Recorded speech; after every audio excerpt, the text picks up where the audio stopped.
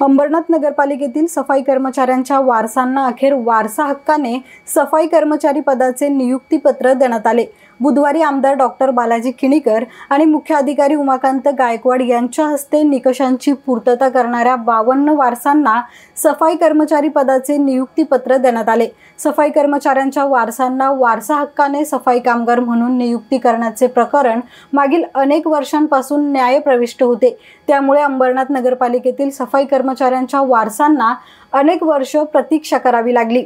अखेर न्यायालयाच्या आदेशाने लाड समितीच्या शिफारसीनुसार अंबरनाथ नगरपालिकेतील 136 पैकी 52 सफाई कर्मचाऱ्यांच्या वारसांना बुधवारी सफाई कर्मचारी पदावर नियुक्ती देण्यात आली।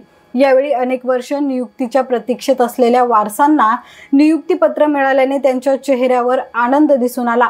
तर इतर सफाई कर्मचाऱ्यांच्या वारसांनी आवश्यक निकष आणि कागदपत्रांची पूर्तता केल्यास त्यांना देखील लवकरच नियुक्तीपत्र देण्यात येईल अशी माहिती मुख्य अधिकारी उमाकांत गायकवाड यांनी दिली आहे। लाडपागे समितीच्या शिफारशीनुसार ज्या सफाई कामगारांच्या वारसांना लाभ मिळतो तर तसे अनेक प्रकरणं बऱ्याच दिवसापासून प्रलंबित होते। त्याच्यामध्ये काही न्यायालयीन प्रकरणं असल्यामुळे सदर ह्याच्याबाबत कुठलाही निर्णय होत नव्हता।